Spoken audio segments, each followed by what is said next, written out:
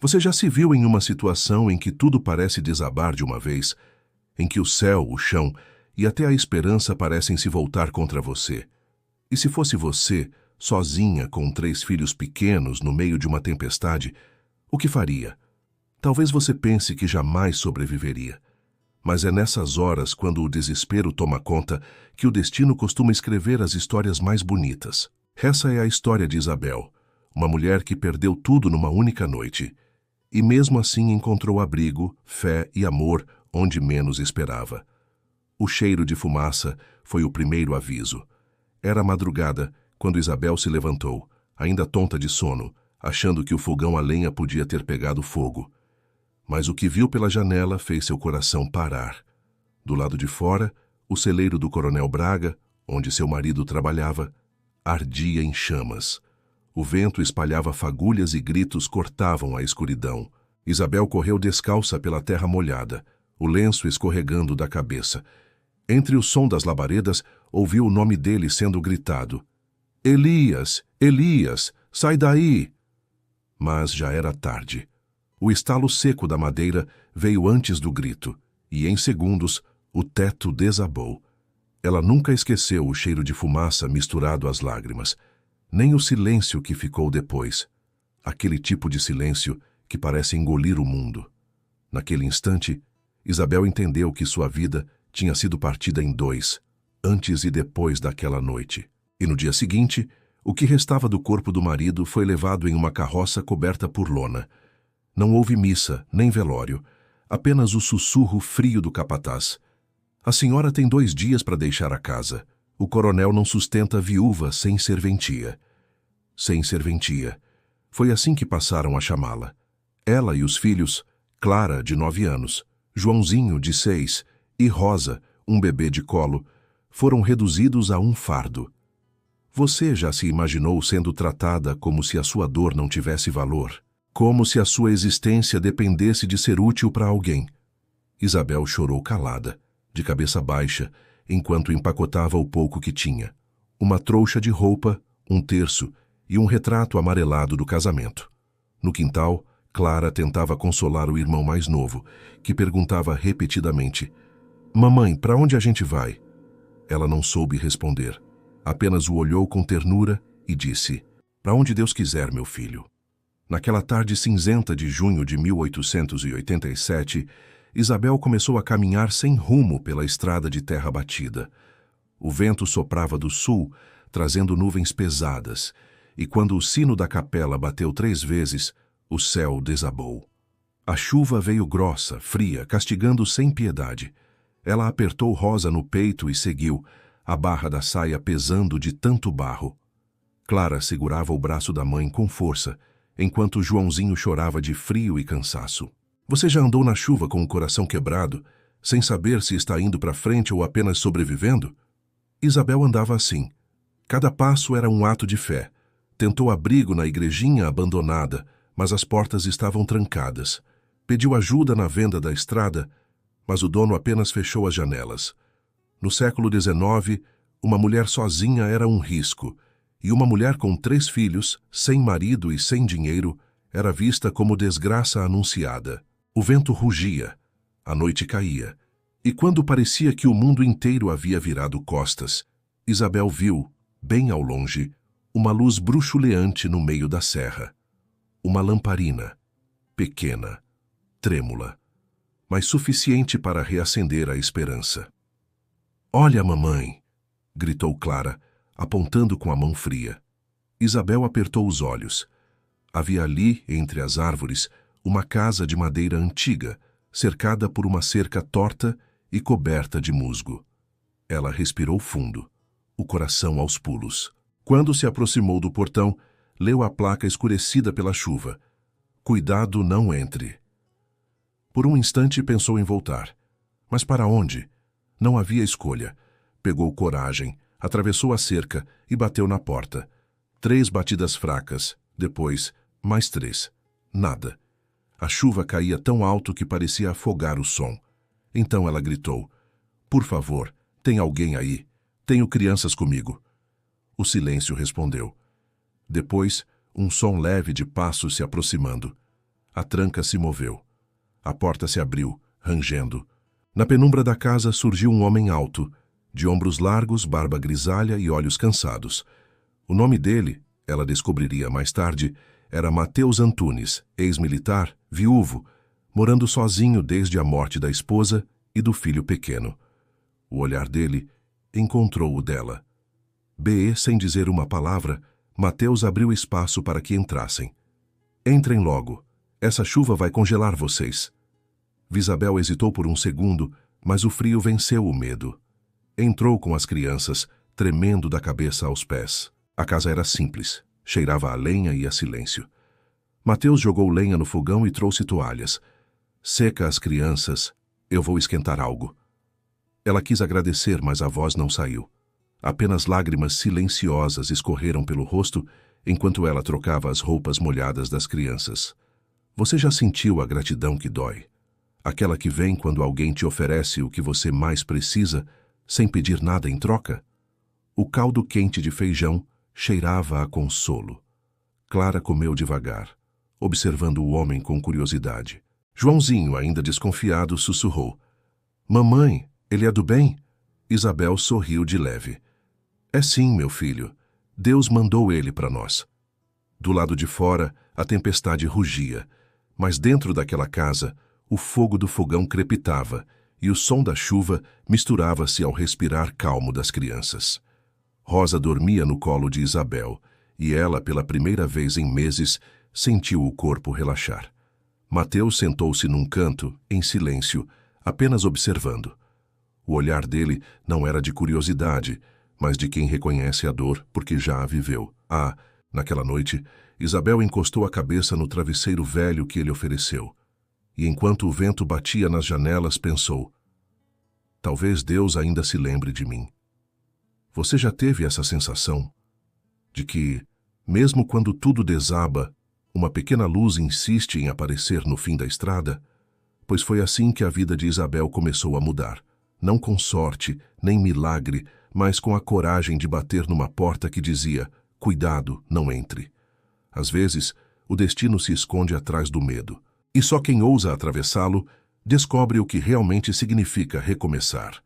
A tempestade havia passado, mas o silêncio da manhã seguinte era pesado demais para parecer paz.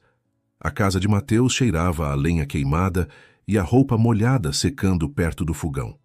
O sol tímido da serra entrava pelas frestas das janelas, desenhando listras douradas no chão de tábuas gastas. Isabel despertou devagar. O corpo ainda doía da caminhada, e o peso do mundo parecia continuar sobre os ombros. Olhou para os filhos adormecidos no chão, enrolados em mantas que o homem havia deixado. Por um instante, não soube se tudo aquilo era real ou sonho. Mas o barulho distante do machado lá fora confirmou que não era sonho. Havia sim um homem desconhecido que abrira a porta quando ninguém mais quis. Ela se levantou com cuidado, ajeitou o lenço no cabelo e caminhou até a varanda. Mateus estava de costas, cortando lenha. A camisa simples colava nas costas suadas, e o movimento firme dos braços denunciava um homem acostumado com o trabalho e com o silêncio. Isabel observou em silêncio por um tempo, até que ele parou, como se tivesse sentido o olhar dela. "Dormiram bem?" perguntou sem virar-se. "Sim, senhor", respondeu ela com voz baixa. "Não me chame de senhor. Aqui não tem disso." Ele virou-se. O olhar era direto, mas sem dureza. "O fogo do fogão vai apagar se não puser mais lenha. Tem farinha e café na prateleira." Isabel assentiu, sem saber o que dizer. Entrou de volta, acendeu o fogo e preparou o café, enquanto Clara ajudava a arrumar as coisas. Havia uma calma diferente naquela manhã, como se o tempo tivesse parado só para permitir que respirassem. Quando Mateus voltou, deixou o machado encostado à parede e sentou-se à mesa. Ela colocou a caneca diante dele e disse com timidez: "Agradeço pelo abrigo e pela comida. Se quiser, posso ajudar a limpar a casa antes de irmos." "Ir?" ele repetiu, franzindo o senho. "Sim, não quero atrapalhar." Mateus permaneceu em silêncio por alguns segundos, mexendo o café com a colher. Depois disse, sem olhar diretamente: "A estrada está alagada. Ninguém passa por lá por uns dias. Entendo, respondeu ela quase num sussurro. Ele se levantou, caminhou até a janela e observou o horizonte encoberto pela neblina. Não é lugar para mulher e criança ficarem vagando. Fiquem até o tempo firmar. Aquelas palavras simples, fiquem até o tempo firmar, foram como um abrigo dentro do abrigo. Isabel sentiu o nó na garganta. Fazia tanto tempo que alguém não lhe oferecia nada sem cobrar um preço. Nos dias seguintes, a chuva deu lugar ao frio. Mateus saía cedo, cortava lenha, cuidava dos animais e voltava no fim da tarde. Isabel, por gratidão, começou a ajudar espontaneamente. Varria o chão, lavava a louça, cozinhava o que havia. As crianças livres brincavam no quintal, rindo pela primeira vez desde que o pai morrera. A casa, antes silenciosa e triste, começou a ganhar outro som. O som de vida. Mateus, ao perceber, fingia não se importar, mas à noite, enquanto afiava a faca perto do fogão, olhava de relance para Isabel e as crianças, com uma mistura de nostalgia e desconforto. Ele não estava acostumado com risadas. Havia anos que o som de uma criança o fazia desviar o olhar, como se fosse um lembrete de algo que preferia esquecer. Certa noite, quando as crianças já dormiam, Isabel costurava uma roupa rasgada ao lado do fogo. Mateus, sentado do outro lado da sala, bebia café em silêncio. O crepitar da lenha preenchia o espaço entre eles. "Posso lhe fazer uma pergunta?" disse ela, sem levantar os olhos da costura. "Pode. Por que mora sozinho aqui?" Ele demorou a responder. Olhou para a janela, para o escuro lá fora e disse: "Porque tem dor que não cabe em vila nenhuma." Isabel parou a costura. "Perdeu alguém?" Mateus assentiu devagar. "Minha mulher e meu filho. Faz 8 anos. Um deslizamento levou a casa. Eu estava longe, em serviço.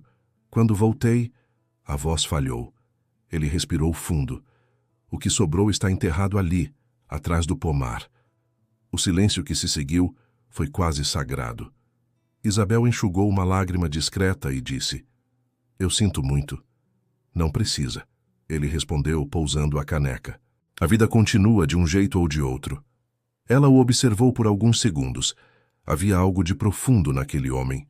Uma tristeza quieta, misturada com uma bondade que ele próprio tentava esconder.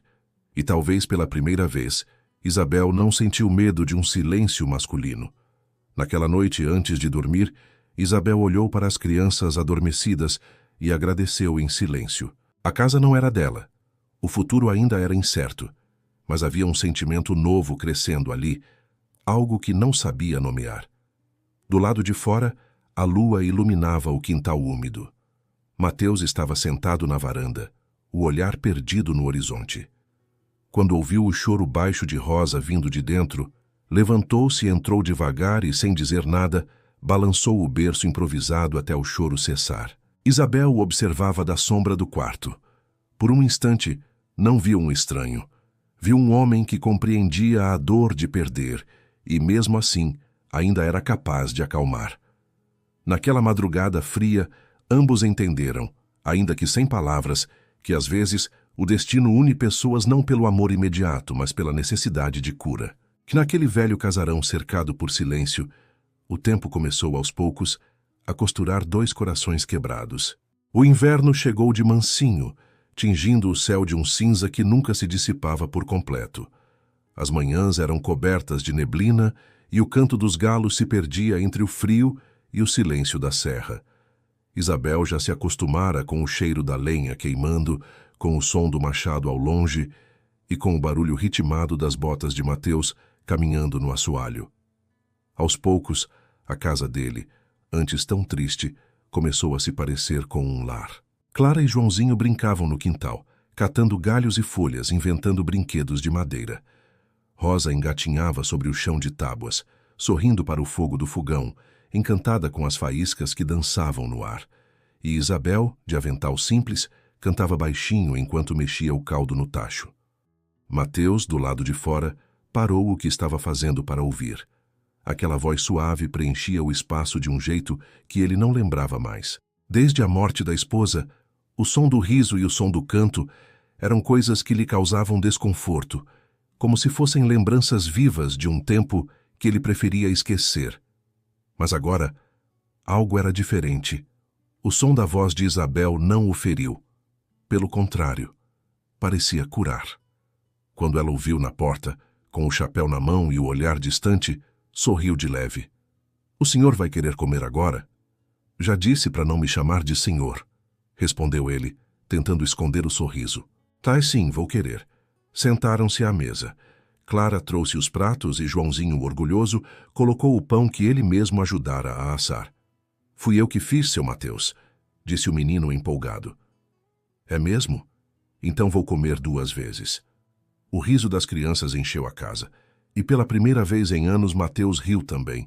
Não aquele riso breve e contido de quem é educado, mas um riso de verdade, cheio, espontâneo. Isabel o observou em silêncio, sentindo o coração se apertar de um jeito novo. Não era amor ainda. Era gratidão, admiração e algo mais sutil, o reconhecimento de um espírito bom. Mas o riso, para Mateus, vinha acompanhado de um peso. Quando as crianças dormiram e a casa se calou, ele saiu para a varanda sentando-se com a caneca de café. O frio cortava a noite. A lua iluminava o pomar e, ao longe, o rio refletia o brilho pálido do céu. O vento trouxe o eco do riso das crianças e, junto, o fantasma do passado. Ele fechou os olhos e viu o rosto do filho perdido. O mesmo sorriso, o mesmo brilho nos olhos. Era impossível não comparar. A dor voltou com força. Lá dentro, Isabel o observava pela janela. Sabia que ele lutava contra algo que não dizia em voz alta. Naquela noite, esperou que ele voltasse, mas ele permaneceu do lado de fora até o amanhecer. Nos dias seguintes, o clima entre eles ficou silencioso. Não havia briga nem frieza, apenas uma distância estranha, feita de memórias. Mateus trabalhava dobrado, evitando ficar em casa. Isabel fingia não notar, mas no fundo sabia que, de alguma forma, a presença dela e das crianças mexia com lembranças antigas. Uma tarde, ao perceber que ele não voltaria para o almoço, Isabel decidiu levar comida até o campo. Encontrou-o perto do rio, cortando lenha. O som do machado ecoava forte, compassado, quase como uma tentativa de calar pensamentos. Trouxe o almoço.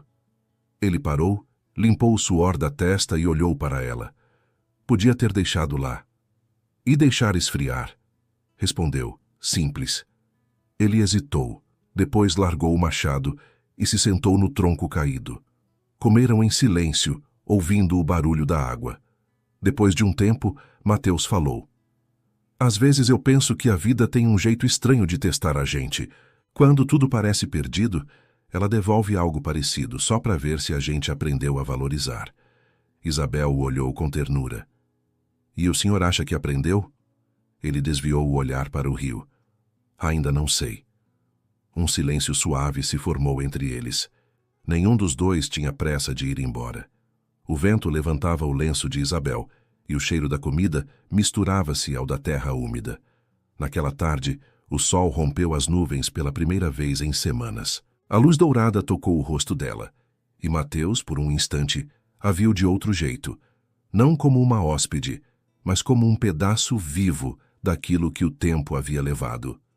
Ao voltarem para casa, Isabel sentiu que algo havia mudado. Não era visível, nem declarado, mas havia uma nova delicadeza nos gestos dele. Mateus passou a chegar mais cedo, a dividir as tarefas, a contar pequenas histórias às crianças. O riso voltou, tímido, mas constante. E com ele, também veio a culpa. Mateus temia estar traindo a memória da esposa. Toda vez que olhava para Isabel, uma parte dele sentia o coração se aquecer, outra se encolhia de arrependimento. Numa noite fria, enquanto o fogo crepitava, ele pegou o velho terço pendurado na parede e o apertou entre os dedos. Sussurrou baixinho, sem perceber que Isabel observava. "Me perdoa, Maria. Eu não queria esquecer." Isabel fingiu não ouvir. Mas naquele instante, entendeu tudo. Mateus não lutava contra ela. Lutava contra o passado. E foi aí que decidiu que não forçaria nada. Nem a amizade, nem o afeto, nem a gratidão. Deixaria o tempo fazer o que o coração ainda não podia. Nos dias que seguiram, o inverno começou a ceder e as manhãs voltaram a ter cor. As crianças aprenderam a plantar, o fogão voltou a ter cheiro de pão, e a casa, antes conhecida como o lugar do silêncio, passou a ser o lar onde a vida recomeçava. Mas o destino, como sempre, esperava apenas o momento certo para provar que a paz nunca dura muito tempo. O tempo havia mudado. Depois de tantas semanas de chuva, o sol finalmente voltara a se espalhar sobre as colinas, dourando os milharais e aquecendo o ar com um cheiro de terra viva. Naquele início de primavera de 1888, a fazenda de Mateus parecia outra.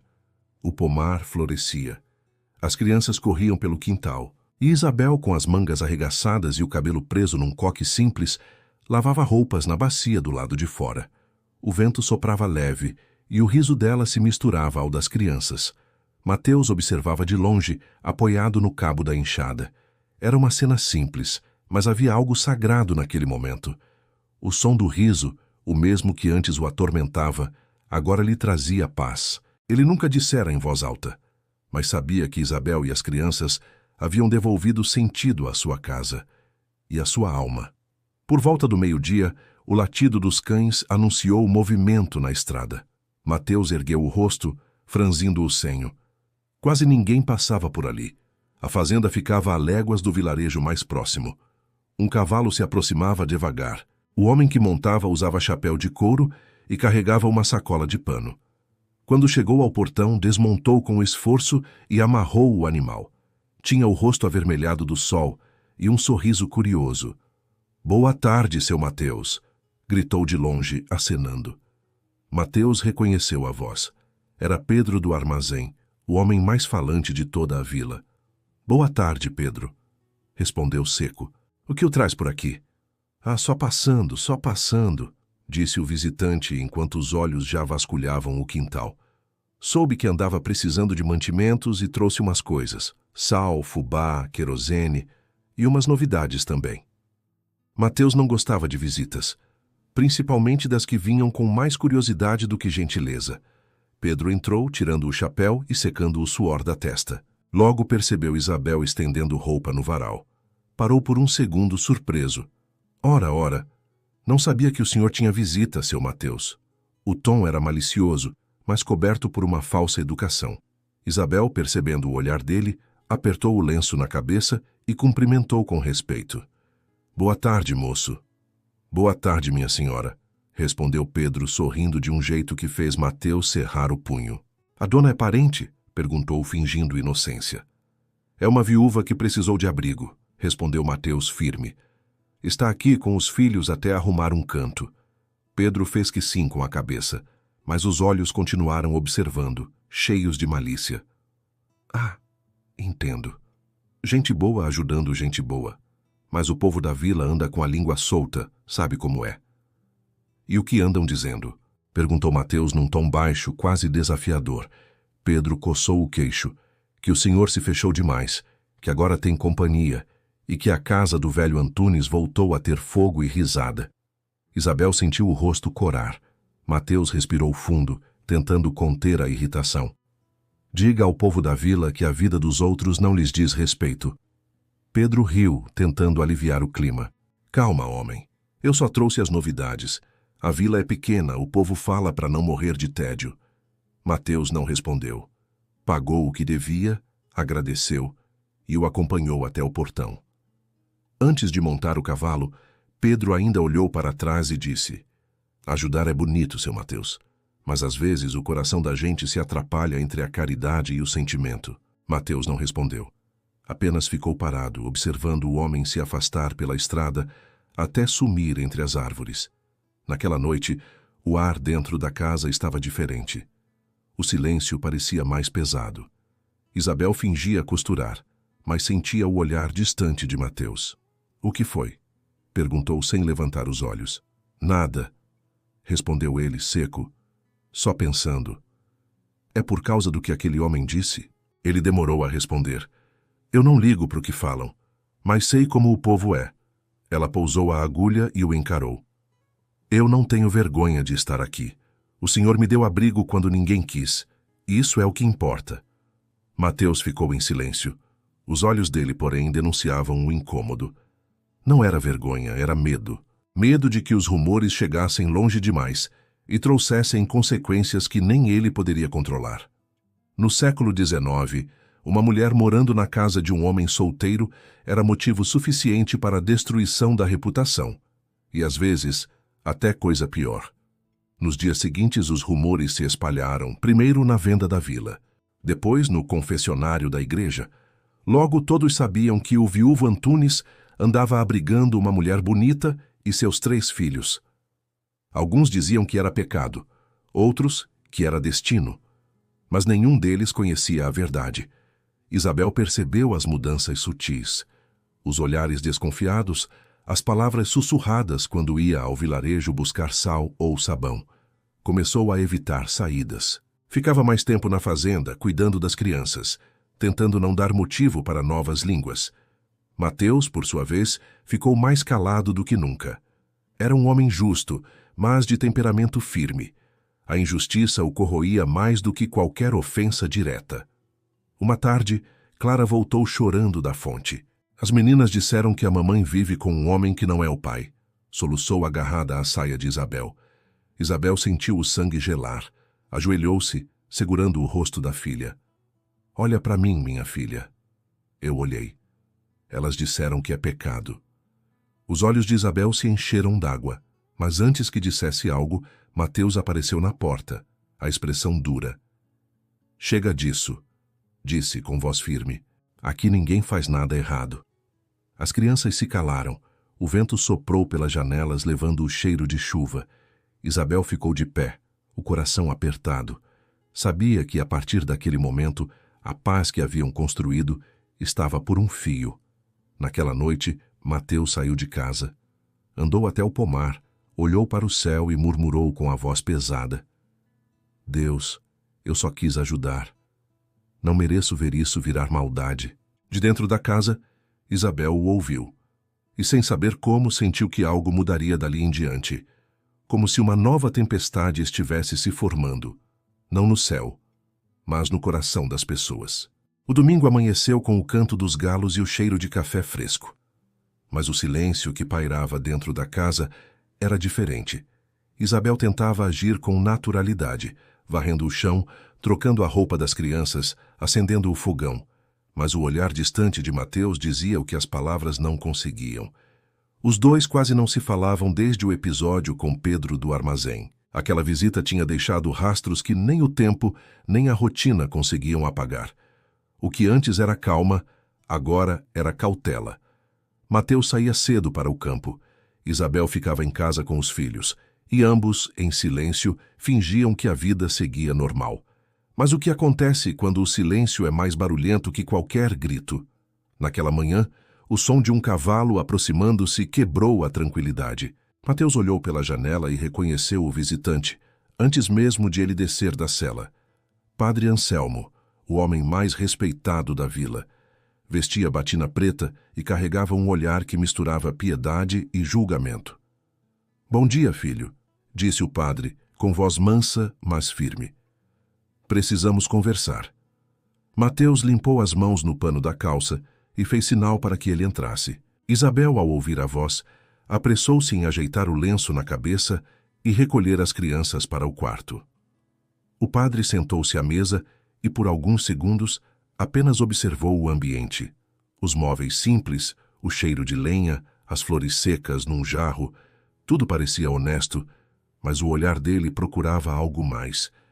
Tenho ouvido falas, meu filho, começou cruzando as mãos. E você sabe que em lugares pequenos como o nosso, a língua das pessoas corre mais depressa que o vento. Mateus ficou em silêncio. O senhor sabe que o que dizem não é verdade. Eu acredito em sua boa índole, Mateus, disse o padre. Mas a moral é como o vidro. Uma vez rachada, nunca volta a ser igual. Ele respirou fundo e completou. O povo está dizendo que vive aqui uma mulher viúva, com crianças pequenas, e que você, homem solteiro, lhes dá abrigo. Mateus manteve o tom firme. Dei abrigo a quem não tinha para onde ir. É pecado ajudar agora? O padre o encarou longamente. Não é pecado, meu filho, mas as aparências são perigosas, e infelizmente neste tempo elas valem mais que a verdade. Mateus apertou os punhos sobre a mesa. Então o senhor veio me pedir que ponha Isabel e as crianças para fora? O padre desviou o olhar. Vim pedir que pense no futuro, que proteja o nome dela, o seu e o das crianças. O silêncio entre os dois foi pesado como pedra. Isabel, que ouvia da porta entreaberta, sentiu o coração acelerar. Aquela conversa era sobre ela, sobre sua vida, sua honra, seu destino. Quando o padre se levantou para ir embora, Isabel apareceu na porta. O lenço cobria metade do rosto, mas os olhos diziam tudo. Padre Anselmo, o senhor acredita mesmo que Deus desaprovaria o que fizemos aqui? Que ele se ofenderia por termos dividido o pão, a casa e o carinho? O padre hesitou. Aquele olhar o desconcertava. Um olhar limpo, cheio de fé e dor ao mesmo tempo. Filha, Deus conhece o coração dos justos, mas os homens não perdoam o que não entendem. Essas palavras cortaram Isabel como faca. Ela abaixou a cabeça num gesto de respeito e apenas respondeu: Então que Deus me julgue, padre. Os homens já fizeram isso vezes demais. O padre suspirou. Que o senhor te guie, minha filha. E partiu, deixando atrás de si o som dos cascos desaparecendo na estrada e o peso das palavras que ficariam ecoando por muito tempo. Naquela tarde, Isabel sentou-se na varanda com um bordado no colo, mas as mãos tremiam demais para costurar. O céu começava a escurecer devagar, e o vento trazia o cheiro de chuva. Mateus apareceu, segurando o chapéu nas mãos. Eu não pedi que ele viesse, disse ele com voz baixa. Mas sei que ele tem razão numa coisa. O povo nunca vai entender. Isabel levantou os olhos firmes. Eu não ligo para o que o povo entende, Mateus. Eu só quero viver em paz, sem ter de provar o tempo todo que não fiz nada errado. Ele se aproximou. Mas e se eles não deixarem? Então que falem, que olhem, que julguem, respondeu ela, a voz trêmula, mas decidida. Eu já vivi o suficiente para saber que o silêncio da solidão é pior do que o barulho das línguas dos outros. Mateus a observou por alguns segundos, o rosto cansado, os olhos firmes, a dignidade intacta. E foi ali, naquele instante, que ele percebeu que não era apenas gratidão o que sentia. Era algo mais, algo que o assustava. Naquela noite choveu outra vez, mas não era a mesma tempestade que os havia unido. Era uma chuva fina, persistente, como um lembrete de que o tempo nunca para. Enquanto o som da água batia no telhado, Isabel fitava o fogo da lareira, perdida em pensamentos. As crianças dormiam e a casa estava mergulhada em uma quietude profunda. Lá fora, Mateus olhava o horizonte, tentando entender o que o destino queria dele. Entre o certo e o justo, entre a moral e o amor, o que é que realmente define um homem? E você, se estivesse no lugar dele, se a única forma de proteger alguém fosse ir contra tudo o que o mundo diz ser certo, você teria coragem de enfrentar o julgamento de todos, para seguir o que sente no coração? A resposta, talvez, fosse o primeiro passo para o milagre que ainda estava por vir. O tempo no interior é como o coração humano, às vezes calmo, às vezes furioso, mas sempre mudando quando menos se espera. Fazia quase uma semana desde a visita do padre Anselmo, e o clima em torno da fazenda de Mateus parecia prestes a desabar. A calmaria que Isabel e as crianças haviam construído com tanto esforço começou a se romper aos poucos. Não por culpa deles, mas pelas vozes do povo que ecoavam mais alto do que a verdade. Numa manhã de quarta-feira, Isabel foi até a vila buscar farinha e querosene. Vestiu seu melhor vestido de algodão, ajeitou o lenço sobre os cabelos e caminhou com a dignidade de quem carrega o nome limpo, mesmo quando o mundo tenta manchá-lo. Mas, ao atravessar a rua principal, sentiu os olhares se voltarem para ela como flechas.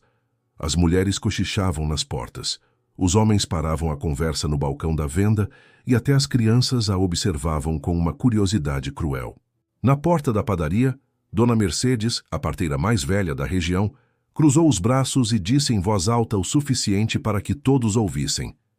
Dizem que mora na casa do viúvo Antunes, com 3 filhos e sem aliança no dedo. Que vergonha!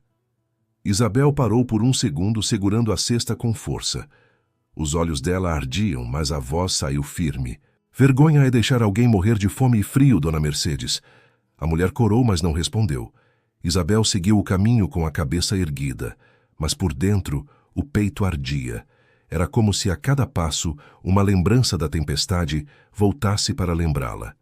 A chuva, a lama, o medo e agora o julgamento. À tarde, Mateus foi avisado do ocorrido. O tropeiro que vinha da vila contou com um certo prazer na voz que a mulher da fazenda estava dando o que falar. Mateus sentiu o sangue ferver, montou o cavalo e partiu rumo ao vilarejo. Chegando lá, entrou direto na venda, onde um grupo de homens falava alto. O ar cheirava a cachaça e conversa venenosa. Se é para falar de mim, que falem olhando nos meus olhos, disse ele com voz firme. O silêncio caiu como um golpe. Até o som das moscas pareceu parar. Ninguém aqui falou nada demais, seu Mateus, arriscou um deles. Só o que todo mundo já sabe. Mateus se aproximou. O que é que vocês sabem? Que eu abriguei uma mãe e 3 crianças durante uma tempestade? Que salvei vidas quando vocês nem abriram as portas de casa?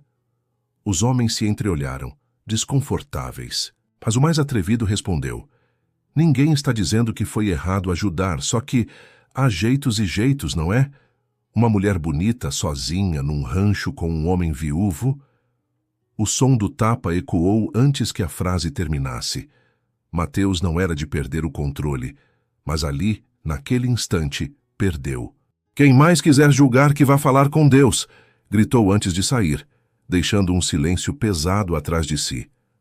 Quando voltou à fazenda, Isabel estava sentada na varanda, olhando o horizonte. As crianças dormiam. O pôr do sol tingia o céu de laranja e o vento soprava devagar. Eu soube o que aconteceu, disse ela sem olhar para ele. Eles vão continuar falando, Mateus. Ele parou diante dela, o chapéu nas mãos. Eu sei, mas não vou deixar que te desrespeitem. Isabel o encarou. Não é sobre mim, é sobre o que as pessoas acreditam ver. Ela fez uma pausa, a voz embargando. Sabe o que dói mais? É que eu já vivi isso antes. Quando fiquei viúva, me chamaram de amaldiçoada. Agora me chamam de pecadora. Parece que para certas pessoas, mulher sozinha nunca está certa. Mateus se aproximou devagar. Você não está sozinha, Isabel. Ela tentou sorrir, mas os olhos marejaram. Eu sei, mas às vezes é assim que o mundo nos quer. Sozinhas, caladas e com medo. Nos dias seguintes, a situação piorou. O padre foi pressionado pelos fiéis. Alguns homens da vila chegaram a sugerir que Isabel fosse embora, pelo bem da ordem e da moral. Mateus, indignado, recusou qualquer interferência. Mas a verdade é que a fazenda começou a ser evitada. O leite que ele vendia, ninguém mais queria comprar. Os ovos e as frutas apodreciam na venda. O isolamento voltou, agora mais cruel do que nunca. Não imposto pela natureza, mas pelos próprios homens. E você? Já sentiu o peso de ser julgado por algo que o coração sabe ser puro? Já viveu um momento em que a bondade virou suspeita, só porque o mundo prefere acreditar na maldade? É assim que Isabel se sentia, sufocada pela hipocrisia, ferida pela língua dos outros, mas ainda de pé. Numa manhã fria, ela acordou mais cedo que o sol. Preparou o café, ajeitou as roupas das crianças e deixou uma carta sobre a mesa. Quando Mateus desceu, encontrou o papel dobrado ao lado da chaleira ainda quente. Mateus, não posso mais ser o motivo do seu sofrimento. Você me deu mais do que abrigo, me deu dignidade. Mas o povo não vai parar, e eu não quero que a sua bondade se torne fardo. Vou partir com as crianças, antes que o mundo destrua o que resta da nossa paz. Que Deus te proteja, Isabel. Mateus sentiu o chão sumir sob os pés. Saiu correndo pela varanda, chamando por ela. Mas tudo que viu foi o caminho de terra e as pegadas que se perdiam na neblina da manhã. O vento gelado cortava o rosto. A solidão voltava, mais afiada do que nunca. E ali, diante da estrada vazia, ele murmurou com a voz rouca. Não devia ter deixado o medo vencer, mas será que ainda dava tempo de corrigir o destino? Será que o amor, aquele amor silencioso, nascido da dor, teria força para romper o julgamento do mundo? A resposta viria com o nascer do próximo sol, e com ele, uma escolha que mudaria tudo. O dia amanheceu frio. com um nevoeiro tão denso que parecia esconder o mundo. O silêncio na fazenda de Mateus era de partir o coração.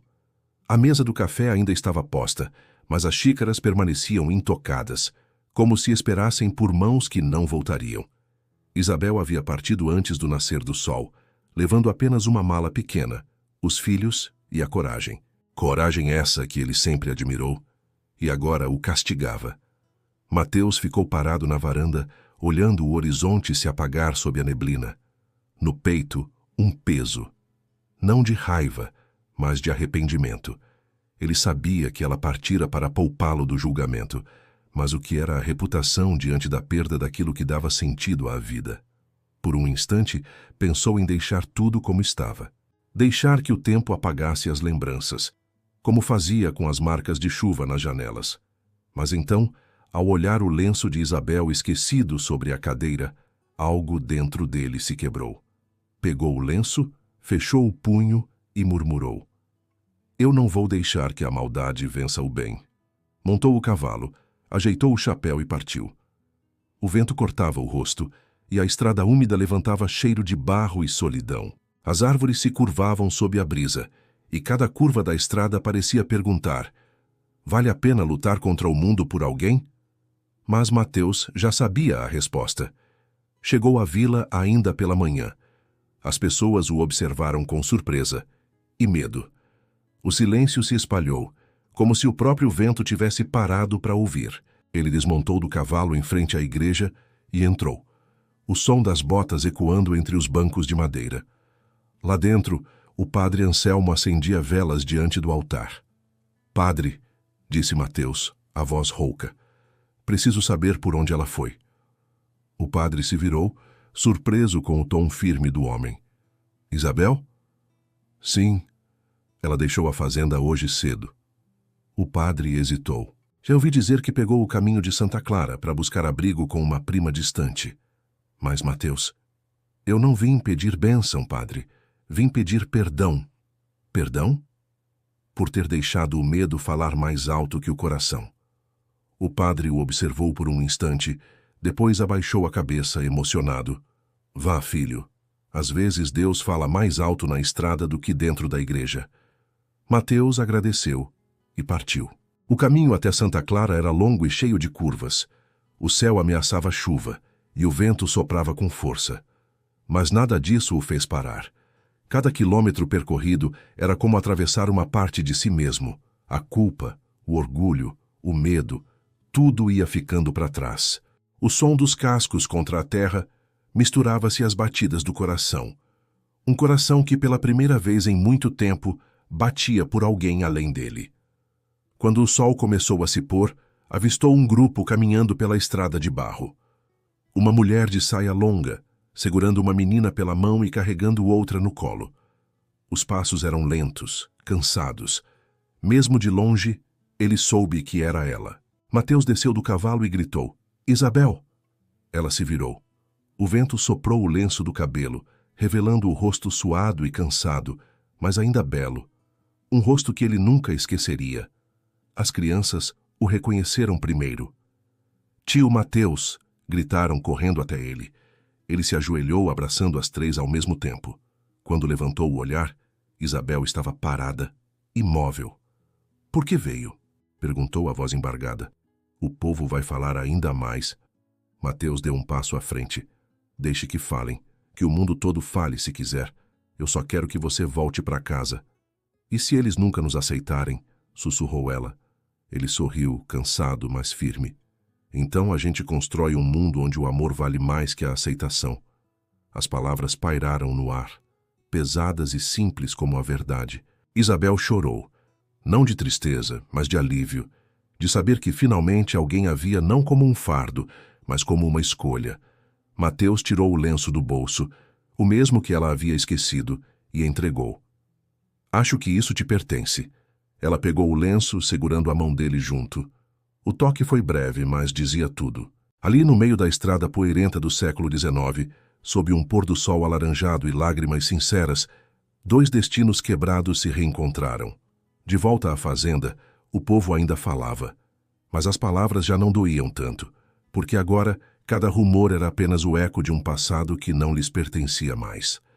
Na varanda, Isabel observava as crianças brincando enquanto Mateus consertava a cerca. A vida voltava devagar, mas firme, como a primavera depois do inverno. E você já teve que ir contra o mundo para defender o que é certo? Já sentiu que o amor é, às vezes, o maior ato de coragem que alguém pode cometer?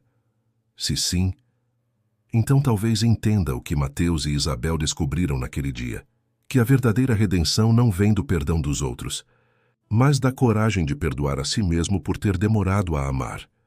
O tempo parecia ter voltado a sorrir para a fazenda. O campo florescia, o pomar se enchia de cores e o riso das crianças ecoava entre os pés de laranjeira. Depois de tantas provações, Isabel e Mateus haviam encontrado o equilíbrio entre a rotina e o amor, aquele amor silencioso, sem promessas grandiosas, mas cheio de gestos simples. Ela cuidava da casa, das flores e dos filhos. Ele trabalhava no campo e, ao fim da tarde, sentava-se na varanda, com um café quente e o olhar tranquilo. A vida, enfim, parecia ter voltado aos trilhos, mas a paz, às vezes, é apenas o silêncio antes da próxima tempestade. Naquela manhã, o céu amanheceu estranho. Uma mistura de azul e cinza, o tipo de cor que anuncia mudança. Isabel estava na cozinha amassando pão quando ouviu o som de cascos se aproximando. Mateus, do lado de fora, levantou o olhar da enxada e franziu o senho. Um cavalo vinha depressa pela estrada, e sobre ele um homem alto, de expressão dura e roupa de viajante. Quando parou diante da casa, Isabel reconheceu o rosto imediatamente. Meu Deus! Joaquim! Era seu irmão mais velho. O mesmo homem que, anos atrás, havia se recusado a ajudá-la quando ela ficou viúva. O mesmo que dissera que mulher sozinha devia aprender a se virar. Ele desmontou do cavalo, o olhar gelado. Então é aqui que você se escondeu? Disse sem cumprimentar. A vila toda fala do escândalo da viúva que vive com um homem sem ser casada. Isabel sentiu o rosto arder, mas não recuou. Vim buscar abrigo, Joaquim, não vergonha. Mateus deu um passo à frente. E foi isso que encontrou. Aqui ninguém vive escondido. Joaquim o encarou com desprezo. E o senhor é quem para falar comigo nesse tom? Um homem que respeita a mulher que você desrespeita. O ar ficou pesado. O som distante de trovões começou a ecoar, como se o próprio céu quisesse participar da discussão. As crianças apareceram na porta, assustadas. Isabel as mandou entrar com a voz calma, mas o olhar aflito. Joaquim cruzou os braços. Essas crianças são sangue do meu sangue. Não vou deixar crescerem numa casa de pecadores. Pecadores? Isabel deu um passo à frente, o rosto trêmulo de raiva e dor. Você me deixou na rua com 3 filhos e fome, e agora vem falar de moral? Ele desviou o olhar desconfortável. Eu fiz o que achei certo. Não, Joaquim. A voz dela era firme, cortante. Você fez o que o medo mandou. Medo da opinião dos outros, medo do que diriam. Ela respirou fundo e as lágrimas caíram. Eu vivi o inferno sozinha. E foi esse homem, que nem me conhecia, quem me deu abrigo, comida e respeito. Mateus se aproximou, calmamente. Eu nunca pedi nada em troca. Só fiz o que qualquer cristão deveria fazer. O irmão de Isabel cerrou os punhos. Então case com ela, se é tão homem assim. O silêncio que seguiu foi profundo. A chuva começou a cair, grossa, forte, ensurdecedora. Mateus olhou para Isabel, depois para o céu. É o que eu pretendo fazer. Joaquim ficou imóvel, surpreso com a firmeza da resposta. Vai se casar com ela? Mesmo depois de tudo o que falam? Mateus deu um passo à frente. O povo já falou demais. Agora é hora de calar o mundo com um gesto que só o amor é capaz de sustentar. O trovão rasgou o céu, e as gotas batiam no chão como tambores. Isabel chorava em silêncio, o coração acelerado. Joaquim abaixou a cabeça, derrotado. Não pela força de Mateus, mas pela verdade que não podia negar. Talvez eu tenha julgado demais, murmurou. Só queria proteger o nome da nossa família. Isabel o abraçou, molhando a camisa dele com lágrimas e chuva. Eu não quero proteção, irmão, quero paz. Ele assentiu cabisbaixo. Então que Deus te abençoe. E partiu montando o cavalo sob o temporal que caía como um batismo sobre a terra. Mateus ficou olhando, até que ele desaparecesse na neblina. Depois, voltou-se para Isabel e disse, com a voz trêmula: Eu falei sério, Isabel. Quero me casar com você. Ela sorriu entre lágrimas. E se o povo não aceitar? Que não aceite, respondeu ele. O amor não precisa de testemunhas, só de verdade. Os dois se abraçaram sob a chuva, e o céu parecia finalmente chorar junto, não de tristeza, mas de alívio. Cada gota que caía sobre eles lavava um pedaço do passado, apagava a dor e preparava o caminho para um novo começo. E você, já viu a vida te testar, justo quando parecia que tudo estava no lugar? Já teve que escolher entre a paz do silêncio e a coragem de ser visto, mesmo que o mundo te condene? Porque às vezes, as tempestades voltam não para destruir, mas para provar se as raízes que você criou foram fortes o bastante para resistir. Naquela noite, enquanto a chuva cessava e o sol voltava a nascer no horizonte, Isabel e Mateus perceberam. O amor que nasce do sofrimento é o único capaz de florescer mesmo sob o peso das nuvens mais escuras. Você já viveu uma história que o tempo não conseguiu apagar? Antes de começar, escreve aqui nos comentários de onde você está me ouvindo, porque esta história, a de Isabel e Mateus, é daquelas que fazem a gente acreditar de novo no amor, mesmo quando tudo parece perdido. Os anos passaram lentos sobre o vale. A fazenda que um dia fora abrigo contra a tempestade, agora era lar, escola e esperança para quem não tinha onde ficar. As paredes de barro guardavam risos, choros e promessas sussurradas à beira do fogo. Mas, acima de tudo, guardavam a prova de que o amor verdadeiro não precisa ser perfeito, só precisa resistir. Isabel envelheceu com a serenidade de quem aprendeu a perdoar o passado. O cabelo, agora prateado, era preso num coque simples. Os olhos, embora marcados pelo tempo, ainda tinham aquele brilho firme e doce, o mesmo olhar que um dia enfrentou a vila inteira para proteger seus filhos. Mateus, ao seu lado, tinha as mãos calejadas e o rosto marcado pelo sol. Mas ainda sorria do mesmo jeito. E nas tardes em que o vento soprava do sul, os dois se sentavam na varanda, observando o campo dourado pelo entardecer. Ali, cada lembrança parecia viva, como se o tempo tivesse parado só para deixá-los reviver.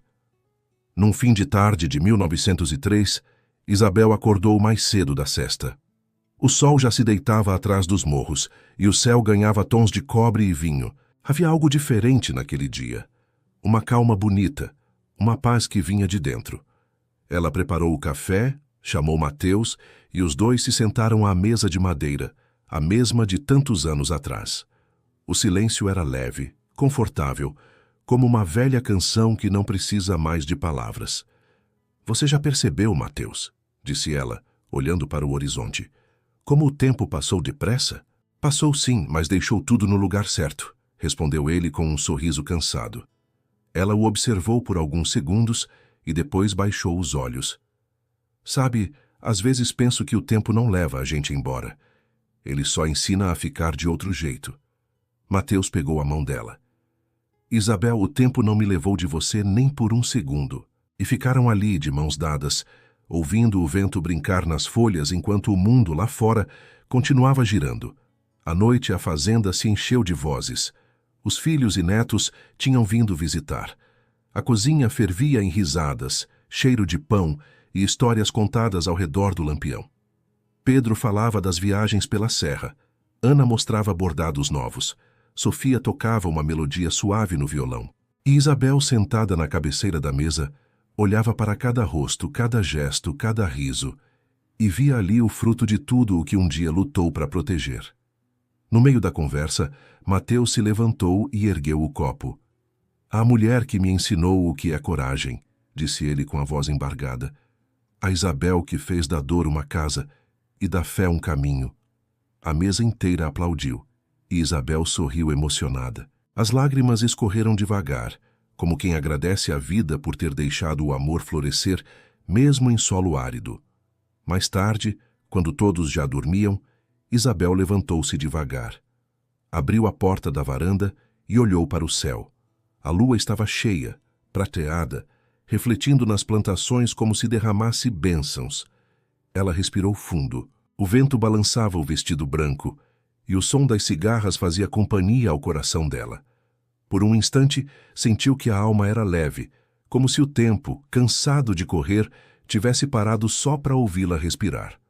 Mateus apareceu atrás dela, envolto no silêncio da noite. Está tarde, meu amor. Eu sei, mas queria ver as estrelas uma última vez. Ele sorriu. E o que elas te dizem? Ela o olhou e respondeu. Que valeu a pena. Cada lágrima, cada medo, cada dia em que achei que não ia aguentar. Valeu, respondeu ele, segurando o rosto dela com carinho. Porque no fim, o amor venceu. Na manhã seguinte, a fazenda amanheceu serena. As galinhas cantavam, o sol nascia preguiçoso e o cheiro de pão fresco enchia o ar. Mas Isabel já não estava mais ali. Partira durante o sono, com o mesmo sorriso que usava quando dizia estar em paz. Mateus a encontrou com as mãos cruzadas sobre o peito e o véu bordado sobre os cabelos. Não chorou. Apenas ajoelhou ao lado dela e murmurou. Você me ensinou tudo, Isabel. Até como seguir em frente quando o coração pede para parar. Os dias que vieram depois foram silenciosos, mas não tristes. O povo da vila veio até a fazenda para o velório.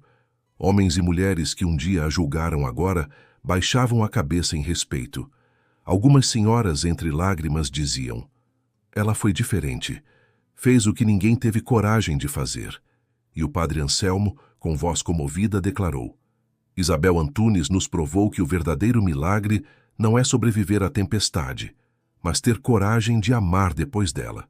Anos se passaram, e o tempo, como sempre, levou o que é de carne, mas deixou o que é alma.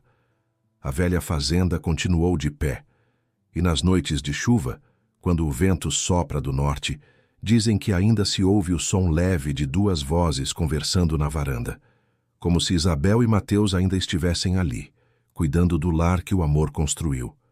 E talvez estejam mesmo, porque certas histórias não terminam, apenas mudam de lugar. E agora, se você chegou até aqui, respira fundo. Pense em tudo o que Isabel e Mateus enfrentaram e me diga, o que é o amor para você? Escreve aqui nos comentários.